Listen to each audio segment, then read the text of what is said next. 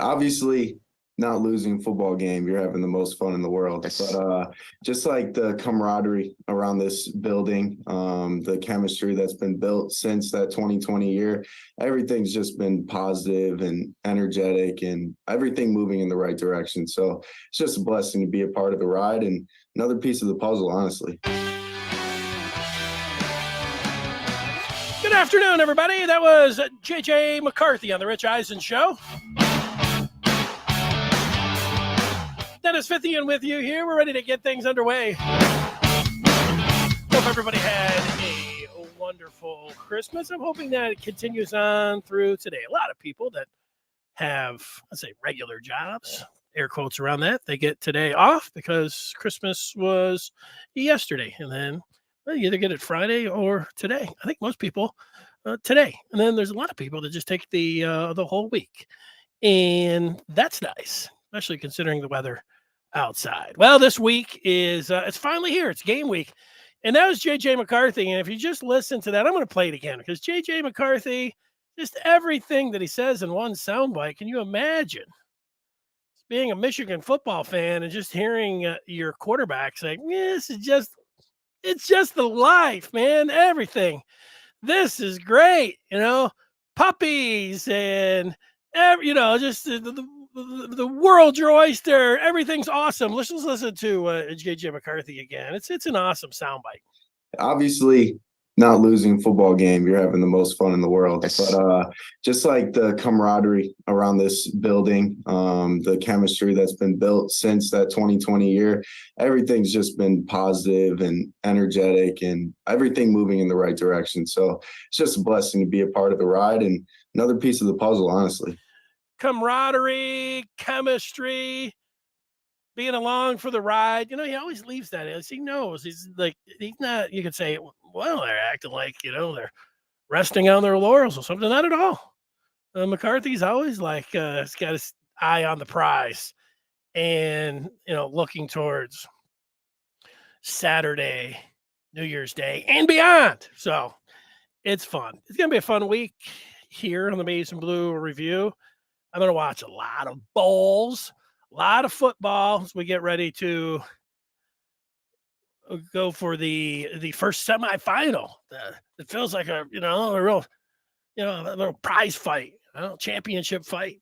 See, to get to the national championship game, what Michigan, as you know, is trying to do. We're going to talk with Jim Scarcelli. We're going to bring in the former Wolverine, and let's see if we can connect with him right now. I do want to tell everyone, I mentioned this during the Christmas week and now New Year's week. Which we are right now. I want to tell you, if you missed the chance to give yourself or somebody else the gift of the Maize and Blue Review, it's holiday season continuing on. We're going to see some family and friends tonight. Got one of those, what do they call that? Secret Santas. So, what I think, if you're somebody that liked Michigan and you're the Secret Santa and you slid them a Maize and Blue Review subscription for the year and they can know everything about Michigan, that would be the way to go. Go to michigan.rivals.com. You can get in there today. All right, let's talk with the former Wolverine Jim Scarcelli. Let's connect. And here he is. Scar, how you doing? Did you have a nice Christmas? Watch a lot of football? Oh yeah, we had football, we had food, we had fun. The 3 Fs, man. It was a great weekend, and we're filming. We're going today on Monday the 26th, and the Wolverines are getting on the plane. I think Coach Harbaugh said they were leaving on the day after Christmas. When I played for New Year's Day bowl games, we always used to leave on Christmas Day. And I kind of like the way Jim's doing it. So they are getting on the plane and get out of this cold weather and get ready for a victory. Yeah, I kind of wish I was with them heading up to the warm weather and getting ready. The football, the thing is, it was a great holiday weekend and everything, Christmas. And then they just got more football. I was just counting it down. There's the Quickie Lane game at Ford Field today. And then there's 19 bowls, including that one today before Michigan kicks off 4:00 on Saturday. It's game week. It's exciting. I mean, you can watch football I was also counting up the hours. Man, this is 40 some odd hours you could sit around watching, just till Friday if you wanted to take all that in. So we're going to get to a couple different things with Jim Scarcelli, and what we have come to expect is that we're going to see, some tape and some film, and we've got that, some film analysis. Also, Scar went to practice, and we will pick his brain on what he saw. That's going to be fun. But Scar, before we get to practice and everything else, we've had all these. We've had some bowl games, and we've gone through a recruiting cycle with last week. I imagine you have some thoughts on what's transpired over the last week since we talked to you last Monday. Danny, real quick about that Quick Lane Bowl here in Detroit. That's a big game for a former Michigan quarterback who's the head coach at Bowling Green. Scott Loeffler, he struggled his first couple years, and he finally had, he had a winning season here. He's got a couple Michigan guys on his staff. He's got the old linebacker there. He's got a guy played with Eric Campbell on his staff. So what's his name? Morrison, the old linebacker. Yeah, he's running his defense. Anyway, that's a big game for a Michigan quarterback, a guy I know. I worked at camp with him. Hope he has success today. But a lot of Danny, just some thoughts around the Big Ten, real quick. Some things I'm seeing. Purdue, they got the defensive coordinator from Illinois, who was at Missouri. He wasn't just first time, flash in the pan, successful defensive coach. And he worked under Bielema for a couple of years now, and he was outstanding. That defense was outstanding, but he took 3 guys from the Illinois staff. So, Brett Bielema now, again, this is the sign of a great coach. Just like Jim Harbaugh has proven he can do, is can you replace great assistants? So the Purdue coach, Illinois defensive coordinator, gets the Purdue job, takes 3 top guys from Illinois.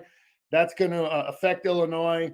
And it's so that's just what it is. What I'm seeing with Illinois too, Denny, is they are recruiting, and they're in on a lot of these kids. I don't know if, you look at, they're always in the final 3 or 4 with a lot of kids. So, the success Illinois had is having an impact on recruiting.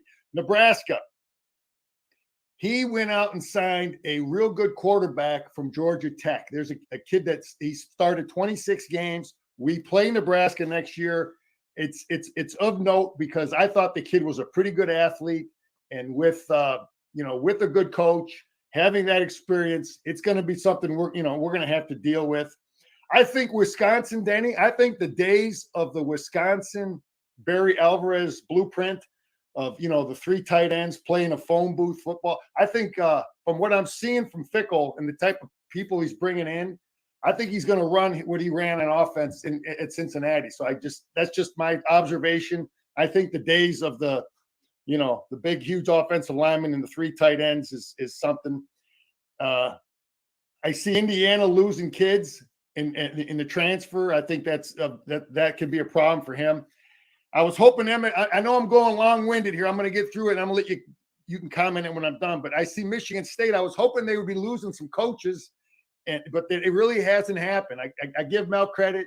He's staying with all his coordinators. They appear to have recruited some pretty good players, and they got a decent transfer group in there. I was hoping, they wouldn't recruit as well, but they look like they brought some good kids in. Not a lot of them, but they brought some good ones in.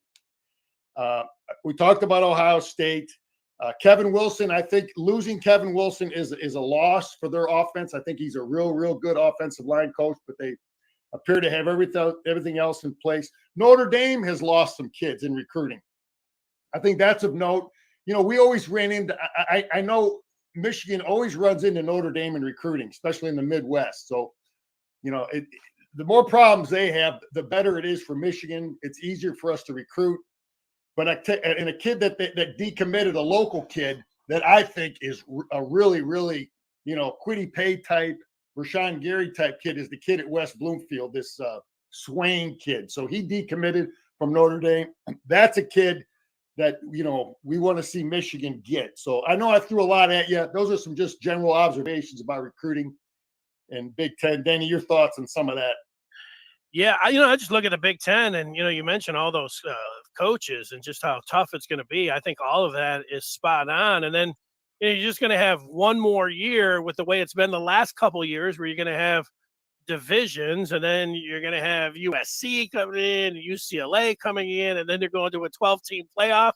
I mean, this thing is going to be changing and going to be upside down pretty quick. So enjoy this year if you like how it is, and then you're going to get one more year of it next year. Then it's all going to be changed up, and it's mostly as you see it aligning SEC and Big Ten, and so heavyweights all the way through that, and everybody else kind of being left on the side of the road. So it's heading into this bowl season, it's something to keep in mind. I'm with you.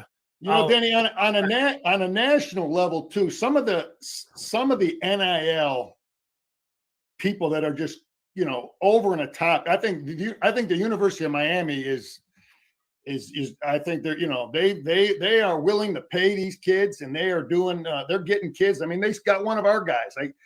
What was the guy's name? Nevin Shapiro back in the day was the guy that was the booster over there. I think they got a bunch of guys like him again down there in Miami.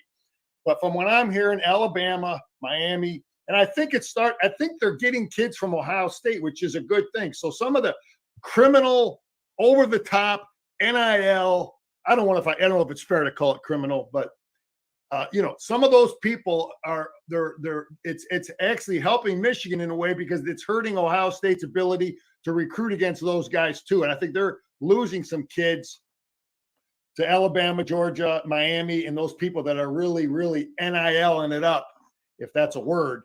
So that kind of stuff can help Michigan. Yeah, that part's gonna, as it changes and people, figuring out their strategy. Obviously, Miami and Texas A&M, those are two that have right from the jump decided, yeah, we're going to pay you.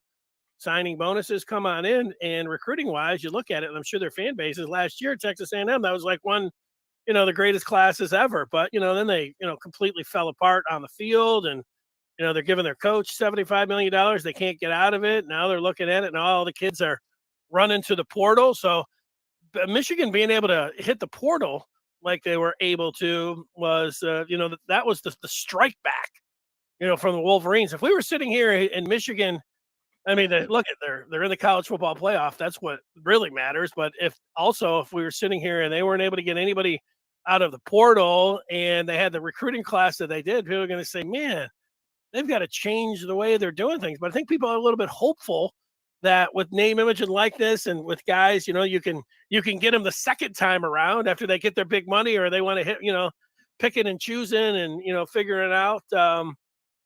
It's also fascinating, to watch and, to see how they're going about it. I'd tell you this. I think that's where the strength of Harbaugh comes in, of being in the NFL, college football now, where you gotta have scouts across the country. You got to have the boards and looking at all. It's not just recruiting the players. It's also hitting it on the transfer portal, overseeing this. Harbaugh knows how to work all those angles. And, you could tell just by, the way this team is materialized and what he's doing behind the scenes. I mean, he knows how to work these angles, and he's at the front of all of this, even if some people are still wanting more, from recruiting. Maybe that's going to happen over this next cycle, but he's on top of all this. I think people feel pretty good about where they're at with Jim Harbaugh at the top. Yeah, I talked about that last week, that I think we're really positioned well because of his his background as a player and coach in the NFL. And it looks like the Maize and Blue Review had indicated there was in an article last week about Ward Manuel and some of the different NIL options that are Jamie Morris is running something, and we got Jared Wangler running something. So there's a whole bunch of different people out there working. But you talk about the transfers too, and I don't know what role that is playing in our ability to bring these guys here. We just don't know. We're not in those meetings, but I would imagine that some of that is in there. And if you make, the transfer thing is big for if you made a mistake in recruiting, or you got guys that you recruited at a certain position and it just didn't work out. And then you get, you get in a problem, you can fix that problem real quick with the portal. And And we brought 7 really. I've looked at every one of those guys on film, man, and every one of them is going to have a real good shot at starting. Well, except for the Indiana transfer, and he knows what he's, the role he. But I was always impressed with him. He had some good years over there. There was, he started a lot of football games, so he'll definitely be a good solid back. He's an athletic kid that can that can run and throw, and he's played in a lot of big games. So I think that position is shored up there pretty good. But and again too, Denny, some of my sources telling me about Ohio State is that they're having trouble with some of the NIL commitments they offer these kids during the recruiting process. I'm hearing more and more about that, about grumbling about the Ohio State kids that were promised these things during the recruiting process, and they've got some locker room issues over there. And I'm hoping that is true and it plays out. And maybe after the bowl game, we'll see some of these guys leaving, or again, the more problems we have in Columbus, the better it is for us. They want more than tattoos down there in C-Bus now. Let's ask you about practice. You were able to get down there and go to a practice before Michigan left today for Glendale for the Fiesta Bowl. So tell me, what was that like? What stood out to you? I went through 5 bowl prep as a player. And, I just got to tell you the first thing, Denny, everybody's gone. All the students are gone. The campus is empty. And it reminded me of those days of, you're up there busting your butt, grinding, practicing, hitting, and, everybody's gone and you're working. So that part of me, it came back where, it's tough. I know there's a lot of people that don't have any sympathy for that, but I did it as a player, and it's tough on those kids to be up there practicing and working. It is what it is. You're on scholarship. You got to earn it, but it just brought back those memories from that standpoint. And but look, Denny, obviously I'm not going to sit here and give a scouting report and get too in depth about some things, but I saw a lot of energy. I saw a lot of people healthy, looking healthy. That, I think we're a healthy team. I'm going to leave it at that. We're a healthy, fast, strong. I really like, and I played in the when there was a lot of contact in the preparation, a lot of hitting. And I love Jim's philosophy, his preparation, the amount of hitting. It's about getting guys in the right spots, getting guys, get them physically and keep them physically and sharp, and maybe a little bit of some good one-on-one, one-on-twos when we get to Arizona, maybe one day. But the contact was smart. Nobody's standing around. Jim runs a real efficient practice. Obviously, we're working on, I see what, we're working on TCU, and I see their offense out there. It's what you do. You put their numbers out. You see number 1 and you got number 18, for our demo squad working against those guys. And I saw some of the things we're doing, and I think, we're going to have a great plan to defend the same things we're going to talk about when we look at film. Our coaches see the same thing. So they were working on the TCU offense and the TCU defense. That's no surprise. Everybody does that. Go ahead, Danny. Do you want to jump in, or? Yeah, of course I do. What about the one-arm bandit? We saw him have the great game against Ohio State, but the right hand was all clubbed up. I would assume that by the time that they play Saturday, he would have less of a whatever constriction or the padding that he had on there. But did you feel good about maybe that Donovan Edwards could get out, maybe catch some passes? I just, man, you come right to the question, man. Danny, you don't play. But listen, I said we're a healthy bunch. I see him. I think you answered the question pretty good. Those 3-4 weeks are going to get him, damn near 100%. So he was out there running around looking good. I'll just say that. Well, that's good, Scar. Like I always hear about bowl practices, and there's I don't know if they set aside a couple periods, and I don't know if it was the specific day that you went, but I always hear how they work a lot of the true freshmen and the redshirt freshmen and the non-starters. They get a lot of work in certain periods. I was going to get to that. Yeah, that's one of the things about it's. The day I was there, and they might even have some scrimmages for those young guys because those 15 just run basic football. Some of the guys that aren't in the too deep or getting a lot of work. But yeah, that's something that those 15 practices are huge to give you a head start. Developing, getting guys ready for the spring, just give the coaches an idea where guys are. So I didn't see much of that, but I believe you that you're absolutely right. Those are things that are going to get done. I want to talk about a guy though, Denny, that I don't hear in the media. Jim doesn't put the guys in the program like other schools. They'll have a bunch of these analysts. There's a bunch of guys that it just his philosophy, or Michigan's coach, whatever. I don't know who makes that decision, but there's a guy named Phil Bromley. He's been there. He is our video technical guy. You have a football program. You better be up on the latest technology, just like any type of business. You better warfare business. You better have the newest and latest technology, or you're going to get beat. And we've had a guy there that he's been there since like 85, right when I was finishing up, and he is outstanding. His name's Phil Bromley. Somebody needs to do a story about these guys, about him, because our video and the technology they have there at practice to look at film right when it's going on in practice, and a player can see it, and we're just at the top of the game with video technology. And Phil Bromley, I'm just giving you a shout out. I've known him a long time. I shook his hand and said hello to him. And I'm like, no one ever talks about this guy, and he's a critical part. He's an unsung hero. And I had the privilege of talking to Coach Minner, our coach's dad, who was a longtime great college football coach. He put Cincinnati on the map as a head coach, and he's down there. And I think Jim has done and I talked about this in the past. Obviously, we have some great assistant coaches and strength coaches. Those are the guys you can see in the program. But there's a lot of really, really good people. I've said this before, that are analysts, people that are, not in the program. And Coach Minter, when I'm talking about the dad, Rick is just a great source, I know, for our defensive coaches to have around. And he's a real brilliant guy. I talked to that guy, and man, I'm like, wow. I'd love to have a guy like that hanging around my practice. So he's a sharp guy, and he's contributing. But Denny,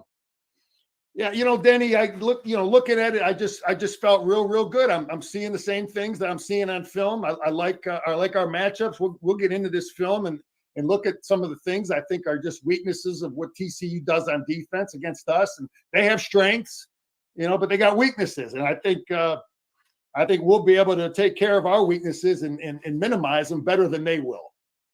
Yeah, I just wonder, you say all that stuff about videos and analysts, and you're talking about Jesse Minter and his family and everything else. And one of the big things, it's one of the big stories for Michigan this year, is how they have come out in the second half, both on offense, but especially on defense.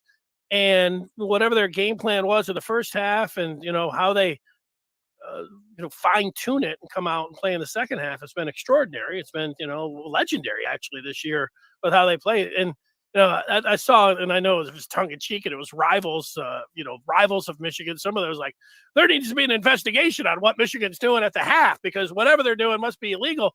And everybody's just groaning about it because Michigan's been so good. It's probably these analysts, it's probably the video, it's probably the structure, and whatever they do, they sit down and they're able to funnel all that information and then get it to the coaches who are able to relay it to the players and come out and fine tune that game plan for the second half. I bet that all that stuff that you talked about right there plays into their masterful job at the break this year for Michigan football and how it's paid off for them. Yeah, it's funny you say that, because I remember as a high school coach, there was one school that a lot of the coaches always were like, man, these guys adjust so well, because there was no video back in the day when I was coaching. You couldn't, but you had your VCR camera, you had a guy filming, and coaches could have technically, if they wanted to break the rules, look at that film to get a real actual slow down picture of what the opponent was doing. And it was illegal to do in high school. Okay. But the rules have changed. You can look at the video now. You can see everybody sees what the coaches and players can look at the video. But Danny, you're absolutely right. And coaching is that's a big part of coaching. Obviously the halftime adjustment is big, but coaches got to make adjustments, in between plays too. You can't always wait till halftime, but right. it shows up on paper. It shows up with the stats that our coaches do a real good job at halftime. I attribute that to really smart coaches, but I also attribute it to a lot of depth and what we do both sides of the ball. We play a lot of players, and I think depth is a factor there too. But I was just really impressed with practice. I think the energy's high, and we're leaving. I just like everything I saw. I got to stand next to some of those kids, and man, you're just real impressive looking athletes. The young freshman, the tight end, boy, he's a good looking, athletic, tall. You can see why he's doing well, and he's just going to do nothing but get bigger and stronger. But he's a good looking, athletic, on the hoof athlete. Did Colston Loveland have bigger arms than you, Scar? Did you go up? He might have me beat, Danny. I think I'm losing it. I've lost the throne, man. I used to have them no more. But yeah, there's they do a good job in the weight room, and they've recruited some big, good looking athletes, and it shows on the field. Well, let me follow up there. Like, you're standing over there, and this isn't, telling me too much, or telling everybody too much, but was there a signal out a couple other players there? Like, were you standing over there and thinking, wow, this Braden McGregor is, even faster and even looks more impressive physically when you're there seeing him in person? Jalen Harrell, 32, I was standing next to him. Guy's a full helmet taller than me, and he's ripped. Danny, to be honest, to answer your question, I would just say this, man, that because it isn't one or two kids, and we have recruited good-looking, tall, athletic guys, and then we do a great job Taylor Upshaw's he looked a lot bigger and stronger than I saw him, last year. It looks like he thickened up, and Derek Moore's a good-looking prospect, big, thick, strong kid. And I stood next to Grant, the big freshman. Is a what was that like standing next to? Danny. These guys they're not going to get pushed around, man. We're not getting, we look good coming off the bus too. We got some good-looking athletic. We recruited well. I don't want to I can, if I want to talk about some previous eras. And it was just a philosophy, when I went and watched him under Rich Rod, watched practices. I think, he just had a different philosophy. He was more emphasis on speed. He didn't put such an emphasis on size in some of those things. We were just a smaller team, and you could see it through all positions. But it was his philosophy, and it is what it is. Jim is recruiting big, strong, fast guys, and he wants them to keep their size. And Ben Herbert does a great job of making sure that happens. So, yeah, Danny, I can't point out because they all look good, man. Jeff Percy's a good-looking, big, strong offensive tackle, and Schoonmaker's a good-looking kid. These guys all look, they look just as big and strong on TV. They look like that in person, man. Yeah, I tell you, Rich Rod, he had it all figured out on offense, but if he would have emphasized things like defense and special teams, maybe that would have worked out for him a little better. All right, let's move over and watch some film here in a second, Scar. I wanted to ask you because it was brought up a number of times. People looking at TCU's schedule, and I remember the first chance that you went out and we're taking a look at some of their games. You thought the team that was most similar to Michigan was Baylor, and we saw some of that film. And I remember asking you about Texas, and I remember waiting for that game and all the things that were going into it, and everybody thought it was going to be this 65, 63 game. It ended up being, a 17-10. So a real way different than it looked like heading in. But obviously TCU had a lot of success defensively against Texas. And have you looked any further at that game. And I know this morning I sent you a text on it because somebody was asking. But you have any thoughts there on Sark's Longhorns against Sonny Dykes? Yeah, Danny, both of those teams are pretty similar on offense, and they both defended each other well. It was a low-scoring game. Texas' only score came on defense, so that game would have been 17-3. But both teams were defending each other well.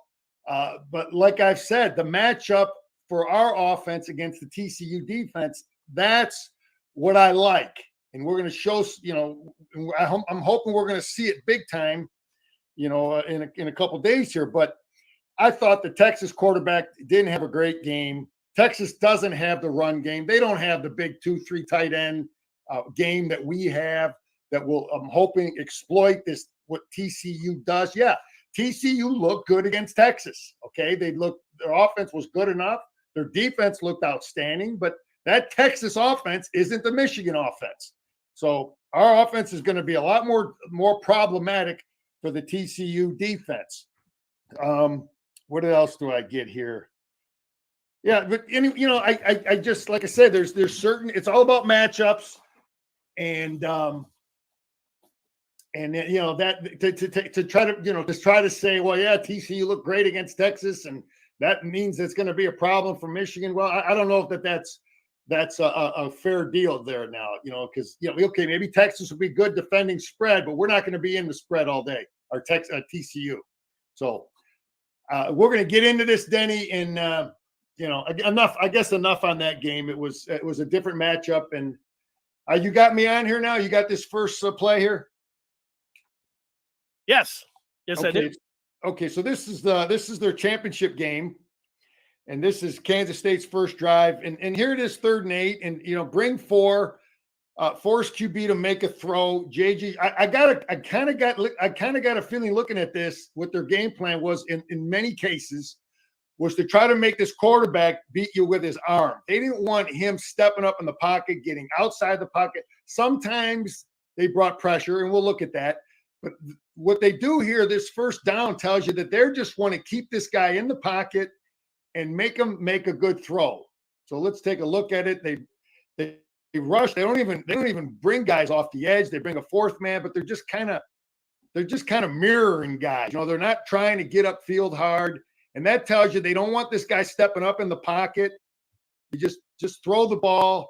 That maybe they don't have a lot of confidence in his ability to throw it, but he obviously completes it there. So here we go. This is the same drive. Now here's 3rd and 5. Same thing. They got 3 guys in the defensive line here, but now they widen him out and they end up bringing 2 of those backers. So there's a different look. They brought 4 the down before, and now they're bringing 5. And we'll look at this. We've been working on this. We got to be able to protect all these different looks. And there's the kid throwing a bad pass. So that's what we hope. Okay, here's TCU on offense. And again, we got to know we're 1-18. It looks like 1 always lines up to our right. From the games I watched, looks like it makes it easy for the players. The quarterback knows, it's just easier. Some coaches believe in that. So he's going to be on our right. 18's over here. 4 is here. And then 27 works in here. But he's the go-to guy. I talked about it. We're going to start. You got to know where number 1 is. Here's 2nd and 7. You got to know where number 1 is. Here's a fade to him on the sideline. Good throw. I mean, that's a beautiful throw. He's a big 6'4" kid. He is a guy that, like I've said it before, day 1, they put it in. You got to know where number 1 is. All right, here's 3rd and 3. Throwing deep, 3rd and 3. So this is Sonny now. This stuff, Denny, this is Jeff Brom type stuff. But again, look at the field position. You don't always play by the rules. He's not just looking to get the first down. And, our coaches have to say, all right, Sonny is not predictable. He's throwing a deep pass on 3rd and 3. And, it's not completed, but he does it. So all coaches don't have that kind of a mindset. But our players got to know it. Our coaches got to know it. he's, like I said, he's probably planning on going for it on 4th down or whatever. Makes that decision a little easier, but which he did. Let's see what he did here, and he completes it. So you got to know who you're going against. He's throwing bombs on 3rd and 3. All right, here's 3rd and 9.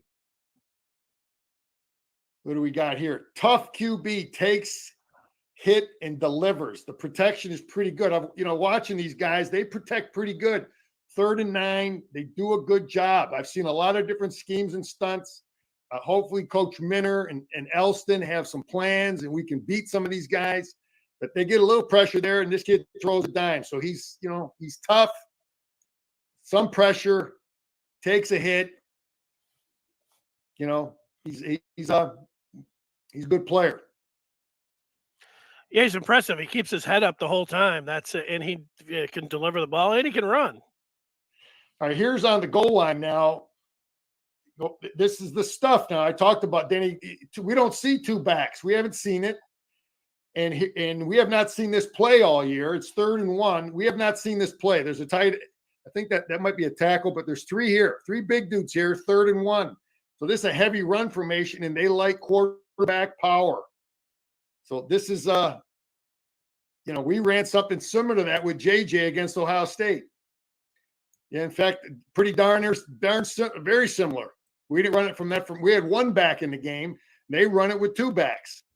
So this is power. They're going to block down, and they're going to kick over here. So we run it. We got to be aware of it. This kid is a big physical quarterback, and he's they're going to run him. They're not afraid to run him. Okay, so now they just converted that 1st down. Now here's 1st and goal. He's throwing the ball on 1st down. So again, this guy he goes against the grain. Got to know it as a player. We got to know it as a coach. He's not one of them guys just going to slam it in there 4 times.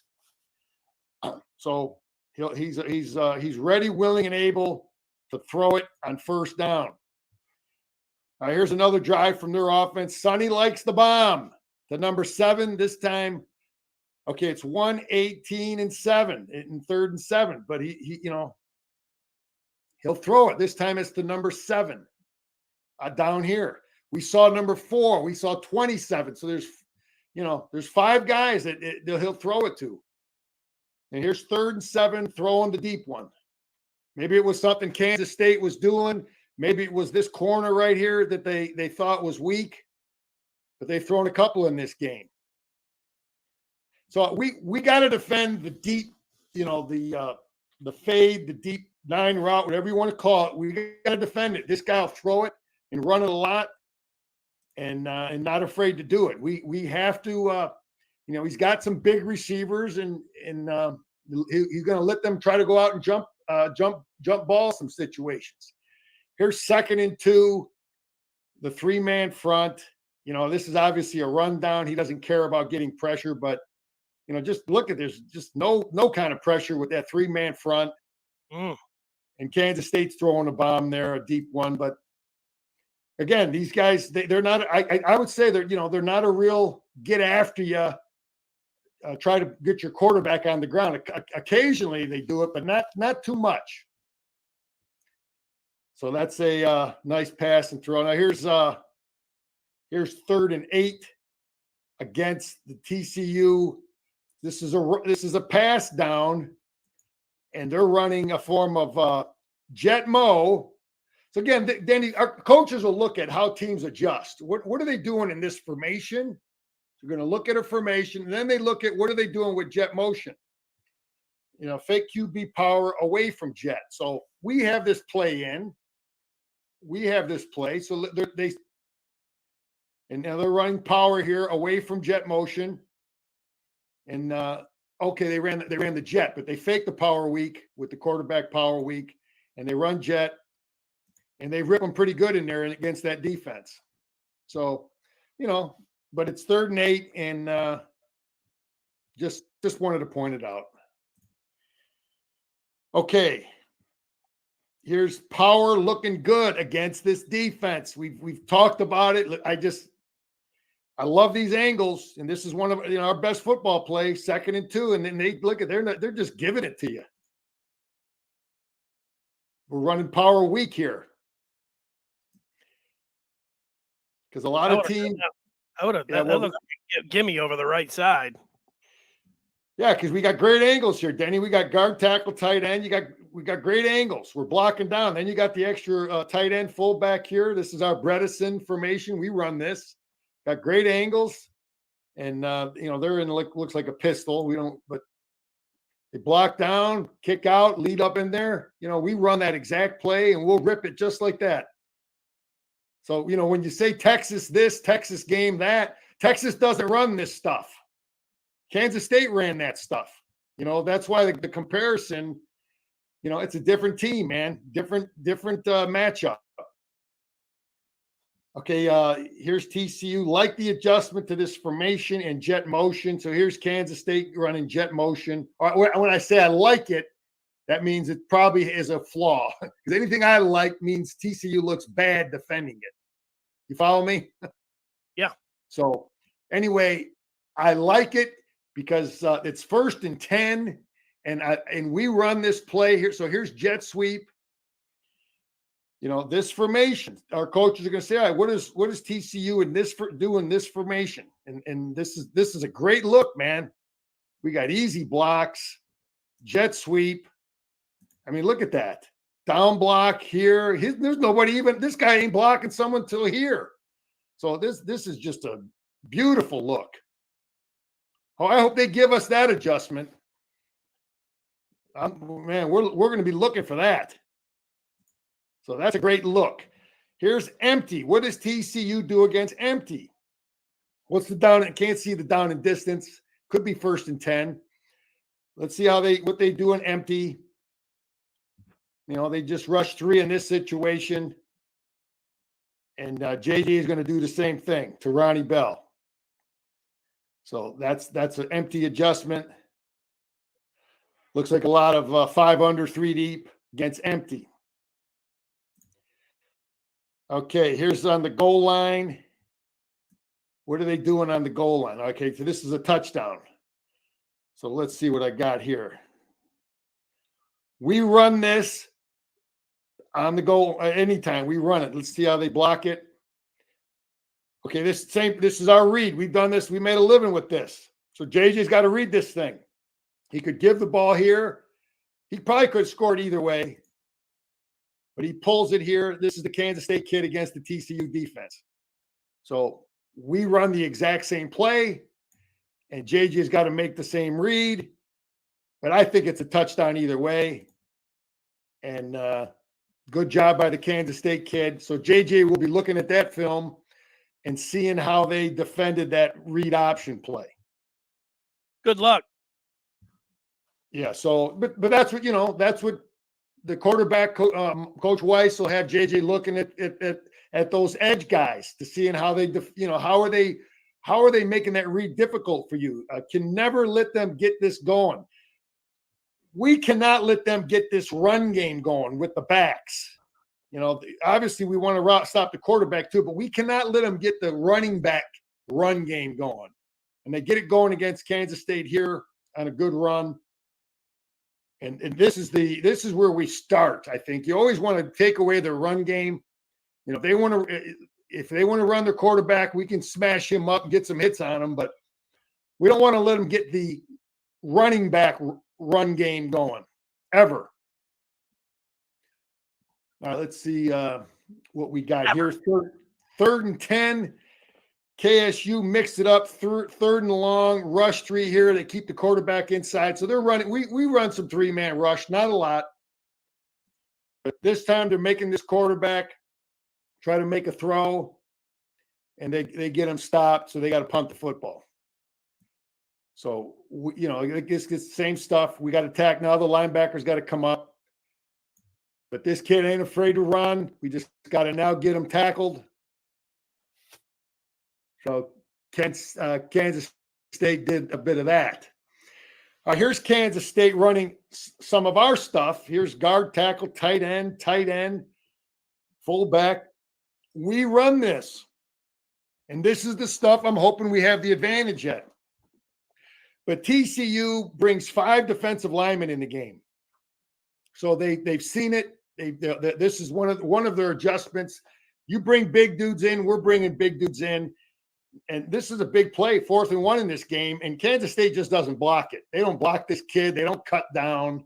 They don't cut off. It's just poor blocking. Our tight end's we're going to block this kid in here. This kid beats this tight end. We're going to block him better than that. It's just poor blocking. But yeah, TCU will adjust to what we do, but we're going to execute a hell of a lot better than that garbage we just saw there. Garbage. So here's 2nd and 4. Again, they're rushing 3 guys. So we haven't seen much pressure. So I guess I got don't fall asleep, JJ, because I think their quarterback got so comfortable with not getting pressure, that you fall asleep. You know what I mean, Denny? Yeah, JJ will be able to get away from that guy. He'll run over to the other side. Yeah, and this, and our guy, that's what JJ's been doing all year. Is anytime a guy takes an inside go, he's taking an inside go on. This is our right tackle, Barnhart. This guy pins him inside decently. Right now, JJ's running. This kid stands in there like a stiff. They put him on the ground. I guess my point is, JJ will look at that film. Our offensive linemen will look and know that their guys will take inside goes, and we got to make them pay when they do. Finally, pressure, get QB down, study offensive line technique. So our defensive line, Coach Elston, they're going to look at the pass protection techniques of all these offensive linemen. It's 3rd and 7, and this kid just beats him off the edge. And that can be any of the Michigan Wolverines. That can be Morris. That can be McGregor. That can be Upshaw, Harrell. We got that. So this kid, that's good. That's good to see. I like seeing guys like that get beat like that because, that's good. We're going to beat that number 77 just like they did.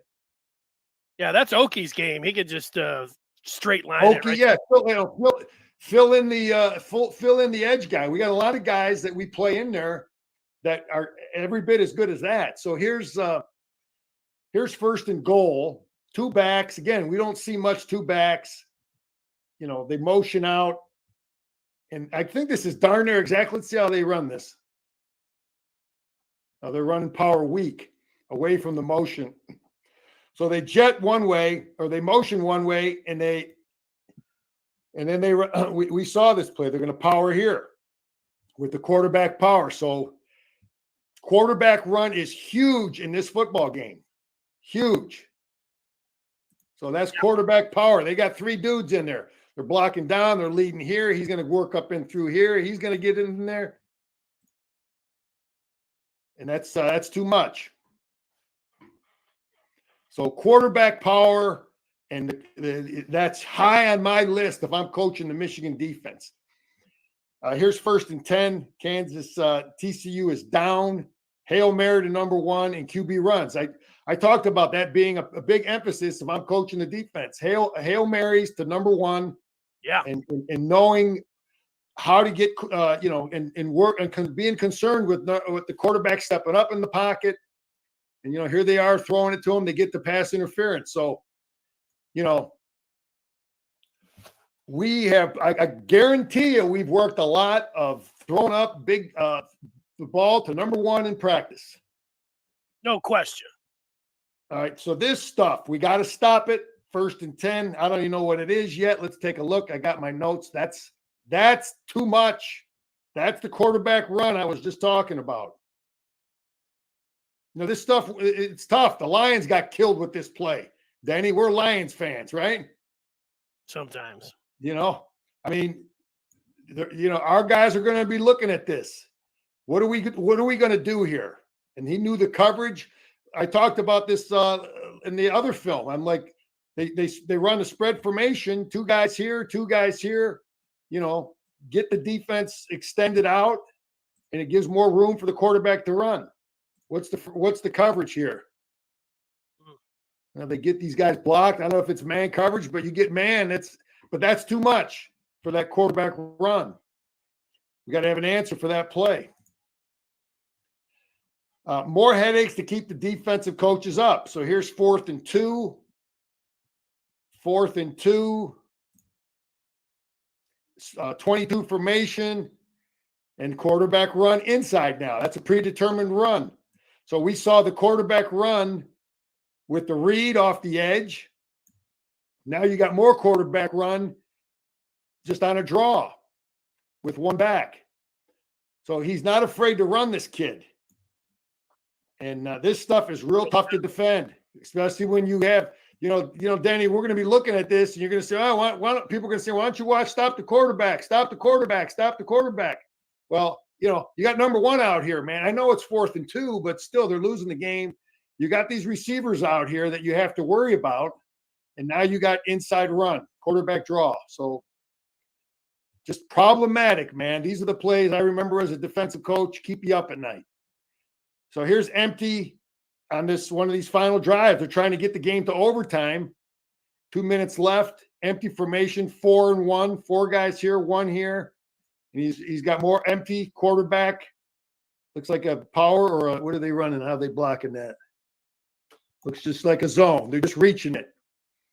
So more quarterback run. Different ways of blocking it. And our guys will be ready for that, but that's out of empty.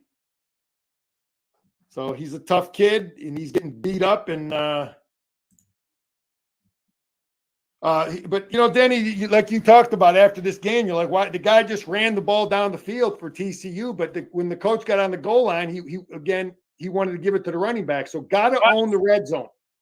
We got to own the red zone, and we got to own the tight end game. When they bring tight ends in, it's one thing to run your quarterback out of the 22 and 31, 41 empty stuff, but we can't let them have any success out of this. This is our wheelhouse.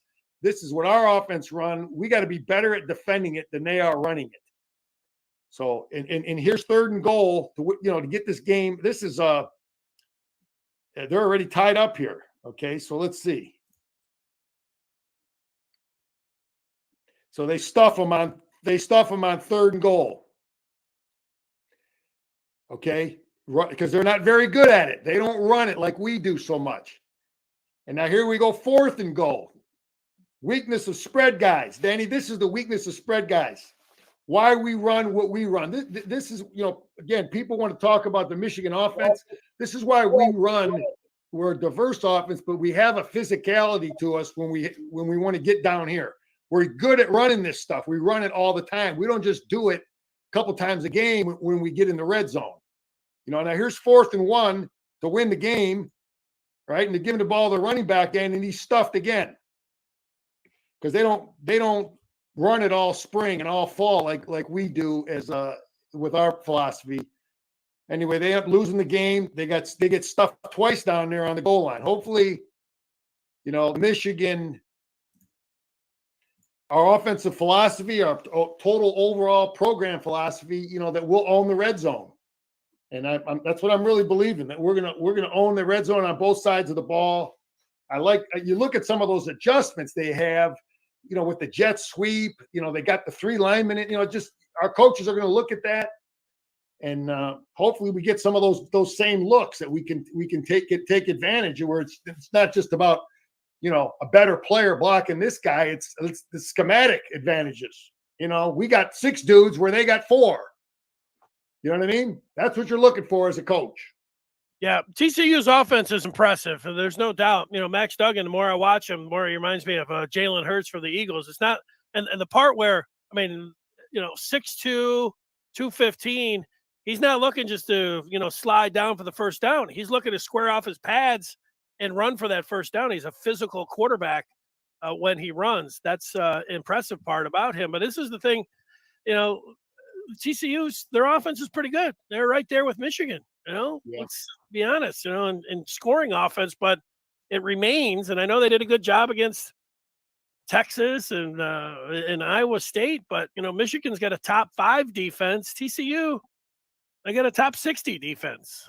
That should be the difference in this game. I hope you're right, Denny. You're seeing it exactly like I do. Their offense is, they got players and they got a good coach that schematically gives you problems. They got empty quarterback runs. They got all the different stuff. And anytime you face a team that has so many different ways to run the quarterback, predetermined runs. And you got guys like number 1 and 18, and but you still got to start with taking away the running back runs. You start with that stuff, and then you got the passes, the deep, the what number 1 can do, and then the quarterback runs. But they are definitely well coached on offense with good players. But I see it exactly like you that we should be better. Our offense should really. We should be a 38-point. We should put some points on this team. We should put points on that TCU defense. Yeah, I think Donovan Edwards could run for 200 yards. I think J.J. McCarthy could run for 100 yards against that TCU defense. I think Michigan on defense, the reason I think they're going to give up some plays, but you just try not to give up big explosives. But, the Michigan secondary, in particular the corners, they kept picking on that 23 over and over in that game. I don't know if Michigan has somebody that they're just going to continue to pick on if they're going to leave some guys on an island. I think that what we saw against Michigan State, Michigan was able to make that adjustment. Probably was good that happened. So they'll be able to deal with that. Whatever they did in the second half to take Coleman out of it, do that. The biggest thing that concerns me is Duggan running the ball more than him throwing it. I know they got all those excellent wide receivers, but I think Michigan should be able to own the line of scrimmage, and I think that they should be able to run it up. Figuratively, literally. Denny, when I'm looking at this team too, when I look at TCU, if I'm coaching again the Michigan defense, I'm going to tell my guys, look, we are not going to get discouraged when TCU moves the ball between the 20s. Okay. But red zone, now they got to fight us. They got to fight us in the way we want to fight. Now you got to play a little more physical, and everything's squeezed in. So and we're going to keep. It's same philosophy we had against the Buckeyes, man. They're going to go up and they might go up and down the field between the 20s. But now let's play. Let's get down here in our wheelhouse, and we're going to we own the red zone. Both sides of the ball win the red zone. Both sides of the ball. We own the red zone. I like it.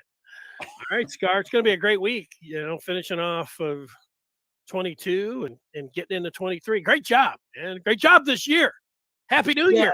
I tell you, I don't even want to try to pick any games for us, Denny, because I don't know who's playing in these games. Now, this Michigan game, what's the line? 7.5? 8, yep. Yeah, if I knew, I don't know what the point, Michigan points. We're going to score points. That would be something. I don't know what that line is, but if you want to make a bet, if you want Scar to give you a pick, if it's, I think we're going to score at least 35 points, 34, 35 points. So I don't know. Look that up. I just think we're going to move the football against that defense. So that's my pick of the week. But it's all good, Denny. We'll be ready post game, man. Woo! Look at that. Coming up Saturday, quicker than you think, with all these bowls being played and everything else. Have a great week, Scar. It's always great to talk with you.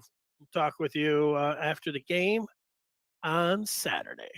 All right, go Blue. Hope the Big Ten wins bowl games. That's what we're hoping. We always want that. So I don't. You want to know hey, let me ask you a quick one. It's the question I'm going to ask everybody tomorrow. Are you rooting for Ohio State on Saturday night, Scar? Well, that's the only guy I'm not rooting for in the Big Ten. Oh, okay. How about Michigan State? Are they going to win their bowl game? They're right where we want them. They're talking about basketball. Right. Roll out the basketballs, baby. That's right where we want the Spartans. Right. Talking about hockey and basketball. All right. There you go.